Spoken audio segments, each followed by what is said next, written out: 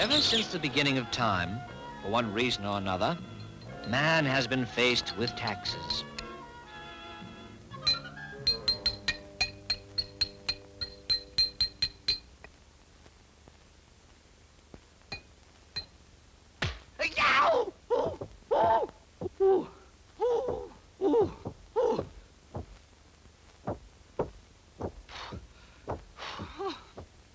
Frankly, I don't like taxes either. But let's face it, we have to have them out of necessity.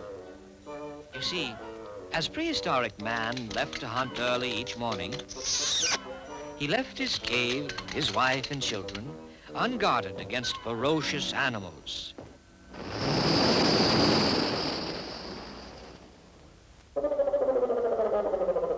And less honorable men who were content to live on whatever they could pilfer and steal from the caves of the hunters.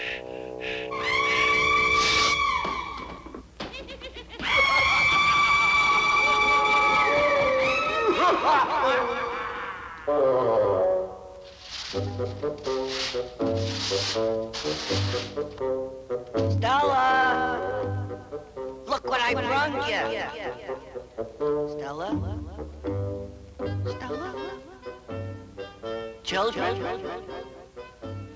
To top it off, they had the audacity to paint mustaches on his cave drawings. Something had to be done. It was decided that one of them would stay behind each day while the others went out to hunt.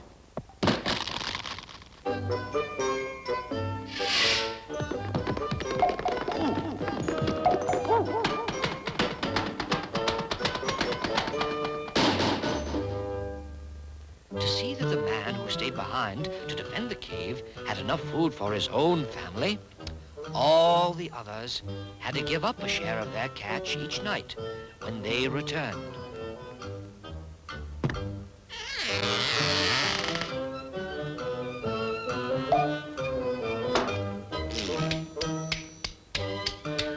Even in the beginning, the tax collector never won a popularity contest. Well, as man progressed,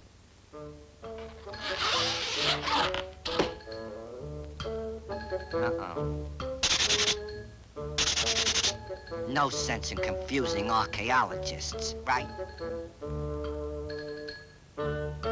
taxes played an important role throughout history. Taxes built the pyramids and temples, as well as the aqueducts and highways constructed centuries later in another civilization. A close look at American history reveals that without food, clothing, and arms supplied by taxes, the United States would never have survived. As time went on, our civilization grew, and life around us became more and more complex. Taxes began to play an ever-increasing part in our lives. Today, taxes are used to build our highways, to maintain our parks and forests,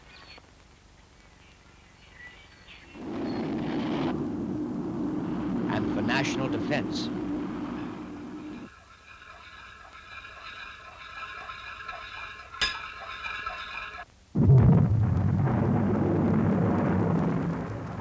In addition, our taxes are used for science, research,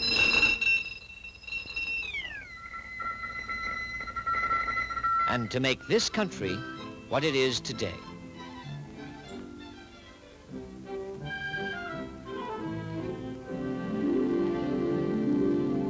Collecting taxes today in the United States is no small business. And the methods of collecting them differ greatly from the methods used in years gone by due to the complexities of life today. You know what I mean? Much of the work is done by electronic machines like this one. With a staff of only 51,000 employees scattered throughout the national headquarters, 9 regional offices, 64 districts, 3 service centers, and 900 local offices, as well as overseas branches in Latin America, Europe, and Asia. You just can't escape. The Internal Revenue Service maintains a streamlined operating organization which handles yours and approximately 100 million other returns each year. With devices, mechanical and electronic, like myself, the Internal Revenue Service is now offering you the world's most practical and effective administration of revenue laws, and at a cost of less than 1/2 cent for every dollar collected. Hold it right there. Just hold it right there. If you're trying to make everything so practical, just tell me something. Why do they make the tax forms so complicated, huh? Keep in mind that you are only one taxpayer, that there are almost 100 million others, each one with his own personal situation and special problems. And it just isn't possible to prepare one form that fits exactly the income and deductions of each taxpayer. Also, these forms, in a sense, represent a translation of some very complex and technical provisions of tax law. As for who thinks up these things, well, in Washington, inside the Internal Revenue Service headquarters, a special committee meets regularly to consider the matter of forms. They receive ideas and suggestions from tax experts, technical advisors, and many other sources, including suggestions made by you, the taxpayer. The good ideas show up on the final forms adopted each year. Considering today's complex financial circumstances and the numerous details of tax law, forms are as simple as careful thought and planning can make them.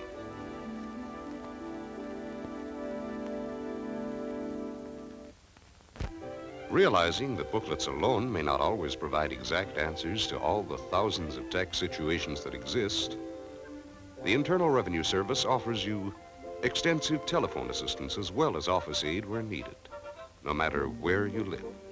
Fill out your return as far as you can. Then, if you have a problem, call your district office of Internal Revenue. The telephone numbers are published periodically in your newspapers or on TV. In this way, you can get the necessary help with a minimum of inconvenience to yourself. To make things easier on future taxpayers, income tax instruction is given in high schools and junior high schools throughout the nation by educators from materials prepared by the Internal Revenue Service. Sorry to cut you off again, buddy, but I got another question. Suppose I fill it out correctly. What happens to my tax return after I mail it? And, oh yeah, what are you Internal Revenue people doing the 8.5 months after we send it in, huh? Huh? Utilizing electronic machines in one of 3 service centers like this, Internal Revenue personnel process and mathematically verify millions of income tax returns.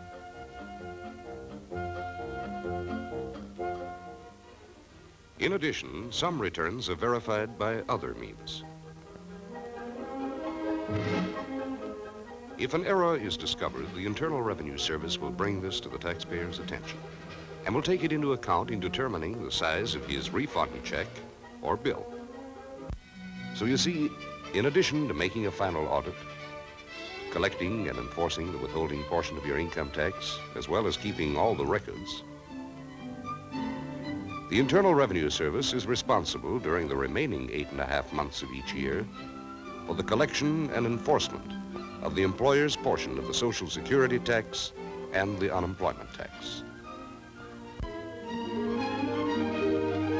It is only through your willingness to voluntarily fill out your personal and business returns and pay your taxes that the job of collecting and processing is accomplished as quickly as it is.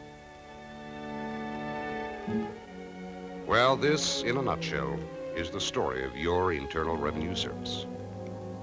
We bring it to you because we feel that you, as the taxpayer, should know something about how it's organized, how it works, its problems, and how it can assist you with yours. Maybe the next time you think about federal taxes, you'll think about the Internal Revenue Service as an organization made up of your fellow citizens with a big and vital job to do: collecting taxes.